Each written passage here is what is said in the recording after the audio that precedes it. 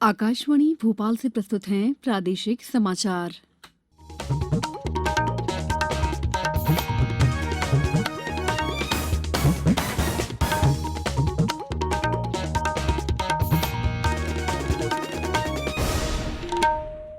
नमस्कार, समाचारों के साथ मैं दीपा सिंह। पहले मुख्य समाचार। आत्मनिर्भर मध्यप्रदेश बनाने में मददगार सिद्ध होगा केंद्रीय बजट, कहा मुख्यमंत्री ने। देश में 100 नए सैनिक स्कूल खोलने का प्रस्ताव। 4 मई से शुरू होंगी सीबीएसई की 10वीं और 12वीं की बोर्ड परीक्षाएं। और प्रदेश के ग्रामीण क्षेत्रों में नल से पानी पहुंचाने के लिए 39 जल प्रदाय योजनाओं पर किया जा रहा है अमल। अब समाचार विस्तार से। मुख्यमंत्री शिवराज सिंह चौहान ने कहा है कि बजट प्रावधानों का लाभ उठाकर आने वाले 3 वर्षों में मध्यप्रदेश की तस्वीर बदलना है। मुख्यमंत्री शिवराज सिंह चौहान आज मंत्रालय में मंत्रिपरिषद की बैठक शुरू होने के पहले मंत्रिमंडल के सदस्यों से बात कर रहे थे। मुख्यमंत्री श्री चौहान ने कहा है कि केंद्रीय बजट में डीएफआई के गठन की घोषणा की गई है, इससे राज्यों को राशि प्राप्त हो सकेगी। मुख्यमंत्री श्री चौहान ने मंत्रिपरिषद के सदस्यों को अवगत करवाया है कि बजट के प्रावधान आत्मनिर्भर मध्यप्रदेश के लिए महत्वपूर्ण है। श्री चौहान ने पूंजीगत कार्यों के प्रावधानों, कुपोषण दूर करने के लिए नए मिशन की शुरुआत, स्वस्थ भारत के लिए अधिक राशि का प्रावधान, 10 लाख से अधिक आबादी के नगरों के विकास के लिए प्रावधान, जल जीवन मिशन, शहरी स्वच्छता मिशन आदि का लाभ उठाने के निर्देश दिए हैं। मुख्यमंत्री श्री चौहान ने कहा है कि सोलर पंप स्थापित करने के लिए सहायता, पर्यटन और पुरातत्व के क्षेत्र में नवीन योजनाओं के क्रियान्वयन के लिए राशि, 7 नए टेक्सटाइल पार्क शुरू करने की योजना पर भी लाभ लिया जाएगा। वित्त वर्ष 2021-22 के लिए केंद्रीय बजट में देश में 100 नए सैनिक स्कूल खोलने का प्रस्ताव है। इन्हें गैर सरकारी संस्थाओं, निजी और राज्य सरकार के स्वामित्व वाले स्कूलों की भागीदारी से खोला जाएगा। इस फैसले से इच्छुक स्कूलों और स्वयंसेवी संगठनों को सीबीएसई प्लस प्रारूप वाले शिक्षण संस्थानों को तैयार करने का अवसर मिलेगा। ये स्कूल सैनिक स्कूलों की परंपराओं, मूल्यों, अनुशासन और राष्ट्रीय गौरव को अपने स्कूलों में समाहित कर सकेंगे। रक्षा मंत्रालय ने एक बयान में कहा है कि ये सभी 100 स्कूल सैनिक स्कूल समिति से संबद्ध होंगे और इन्हें कुछ वित्तीय सहायता भी दी जाएगी। सैनिक स्कूलों को स्थापित करने का उद्देश्य छात्रों को राष्ट्रीय रक्षा अकादमी में दाखिले के लिए शारीरिक, मानसिक और शैक्षिक रूप से तैयार करना तथा उनमें अच्छे और जिम्मेदार नागरिक बनने के लिए अच्छा आचरण और सोच विकसित करना है। आज से बालाघाट जिले में 6, बैतूल में 5, भिंड, अशोकनगर और दमोह में 4 वेलनेस सेंटर शुरू किए गए हैं। अन्य जिलों में भी इसी तरह से केंद्र शुरू हुए हैं। इसके पहले आयुष राज्य मंत्री रामकिशोर कावरे ने प्रदेश के 100 हेल्थ एंड वेलनेस सेंटर का कल ऑनलाइन शुभारंभ किया था। गौरतलब है कि केंद्र सरकार से प्रदेश के लिए 362 हेल्थ एंड वेलनेस सेंटर की स्वीकृति प्राप्त हुई है।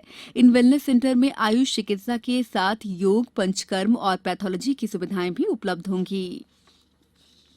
माखनलाल चतुर्वेदी राष्ट्रीय पत्रकारिता विश्वविद्यालय के कुल सचिव डॉ अविनाश वाजपेयी ने लोगों से कोविड-19 संक्रमण के खिलाफ चलाए जा रहे जन आंदोलन का समर्थन करते हुए लोगों से कोरोना गाइडलाइन का पालन करने की अपील की है।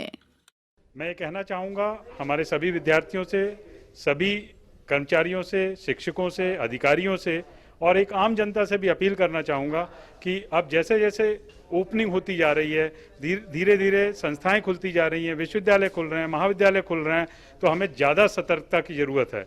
जो भी प्रोटोकॉल सरकार के आ रहे हैं, शासन के आ रहे हैं, हमें उनको पूरा फॉलो करना चाहिए। हमें मास्क लगाना है। हमारे प्रधानमंत्री जी भी कह रहे हैं जब तक दवाई नहीं तब तक ढिलाई नहीं। हमें उनको पूरा फॉलो करना है। हमें 2 गज की दूरी डिस्टेंस को फॉलो करना है। हमें बार बार साबुन से हाथ धोना है। हमें सैनिटाइजर का प्रयोग करना है। इन सब अगर हम सावधानियों का पालन करेंगे, वैक्सीनेशन नहीं होता है तब तक हम कोरोना से अपने आप को भी सुरक्षित रख पाएंगे, अपने परिवार को भी सुरक्षित रख पाएंगे और समाज को भी सुरक्षित रख पाएंगे और हमारा देश कोरोना जैसी महामारी से लड़ने में पूर्णतः सफल होगा। धन्यवाद। कोविड-19 से बचाव और सुरक्षित रहने के 3 उपाय। मास्क लगाएं, 2 गज दूरी है जरूरी, सुरक्षित दूरी रखें, हाथ और मुंह साफ रखें। ब्रेक के बाद समाचारों में आपका एक बार फिर स्वागत है। शिक्षा मंत्री रमेश पोखरियाल निशंक ने आज केंद्रीय माध्यमिक शिक्षा बोर्ड सीबीएसई की 10वीं और 12वीं की बोर्ड की परीक्षाओं की तिथियों की घोषणा कर दी। शिक्षा मंत्री ने कहा है कि 10वीं और 12वीं की परीक्षाएं 4 मई से शुरू होंगी। आज जारी तिथियों की घोषणा के अनुसार सीबीएसई की बोर्ड परीक्षाएं 4 मई से भाषा की परीक्षाओं से शुरू होंगी और मुख्य विषयों की परीक्षा 6 मई से होगी। अंतिम परीक्षा 11 जून को आयोजित की जाएगी। कक्षा 12वीं की परीक्षाएं 2 पारियों में होगी। पहली पारी सुबह 10:30 से 1:30 बजे तक और दूसरी पारी दोपहर 2:30 बजे से शाम 5:30 बजे तक होगी। राज्य सरकार पूरी तत्परता और गंभीरता के साथ ये प्रयास कर रही है कि शहरों की तरह ग्रामीण आबादी को भी उनकी उपयोगिता के अनुसार घर पर ही नल कनेक्शन के जरिए पानी मिल सके। राष्ट्रीय जल जीवन मिशन से प्रदेश में इस कार्य को और गति मिली है। प्रदेश में जल जीवन मिशन के अंतर्गत जल निगम 39 जल प्रदाय योजनाओं के निर्माण का कार्य कर रहा है, जिसमें 6,091 ग्राम शामिल हैं। इन योजनाओं में 13,36,366 नल कनेक्शन का प्रावधान है, जिससे 64,51,393 ग्रामीण आबादी को लाभ मिलेगा। इन योजनाओं की कुल लागत 2661.64 करोड़ है। भोपाल, इंदौर, ग्वालियर, जबलपुर, राजगढ़, निवाड़ी, पन्ना, दमोह, सिवनी, शहडोल तथा सतना के अंतर्गत ग्रामीण आबादी के लिए तैयार हो रही इन 39 जल प्रदाय योजनाओं में प्रदेश के 6,091 गांव शामिल हैं। सीहोर शहर में पिछले कई महीनों से हो रही महिलाओं के गले से चेन खींचने की वारदातों को अंजाम देने वाले एक 7 सदस्यीय शातिर गैंग को पकड़ने में पुलिस को कामयाबी मिली है। इनके पास से 10 लाख रुपए मूल्य की सोने की चेन और 10 लाख रुपए के चोरी के वाहन भी जब्त किए गए हैं। यही नहीं, इनके पास से 6 डेटोनेटर और भारी मात्रा में विस्फोटक सामग्री भी बरामद की गई है। ये चोर गिरोह पिछले कई महीनों से सीहोर, भोपाल, शाजापुर और राजगढ़ समेत प्रदेश के कई जिलों में लगातार वारदातें कर रहा था।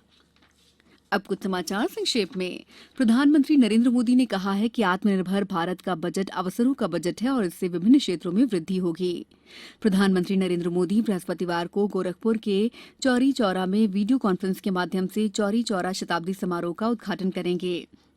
राज्य के ऊर्जा मंत्री हरदीप सिंह डंग कल शाजापुर जिले के मोहन बड़ौदिया और आगरमालवा में प्रस्तावित सोलर प्लांट स्थलों का निरीक्षण करेंगे।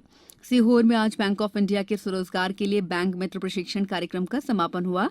बैतूल जिले में चना, मसूर और सरसों को न्यूनतम समर्थन मूल्य पर उपार्जन के लिए पंजीयन 25 फरवरी तक 79 पंजीयन केंद्रों पर किया जाएगा। अशोकनगर जिले में 5 फरवरी को वेतन निर्धारण के लिए जिला पेंशन कार्यालय में शिविर का आयोजन किया जा रहा है। खंडवा जिले में 15 जनवरी से दस्तक अभियान के तहत 5 साल तक के गंभीर कुपोषित बच्चों की पहचान की जाएगी। आगर मालवा जिले में रबी की फसलों को न्यूनतम समर्थन मूल्य पर उपार्जन के लिए भी किसानों के पंजीयन का कार्य 25 फरवरी तक किया जाएगा। आज गुना जिला मुख्यालय में जनसुनवाई में 80 आवेदकों के मामलों का निराकरण किया गया। अंत में मुख्य समाचार एक बार फिर। आत्मनिर्भर मध्यप्रदेश बनाने में मददगार सिद्ध होगा केंद्रीय बजट, कहा मुख्यमंत्री ने। देश में 100 नए सैनिक स्कूल खोलने का प्रस्ताव। 4 मई से शुरू होंगी सीबीएसई की 10वीं और 12वीं की बोर्ड की परीक्षाएं और प्रदेश के ग्रामीण क्षेत्रों में नल से पानी पहुंचाने के लिए 39 जल प्रदाय योजनाओं पर किया जा रहा है अमल। बुलेटिन के अंत में आप सभी से एक अपील, मास्क और 2 गज की दूरी, हाथ धोना भी है जरूरी। नमस्कार।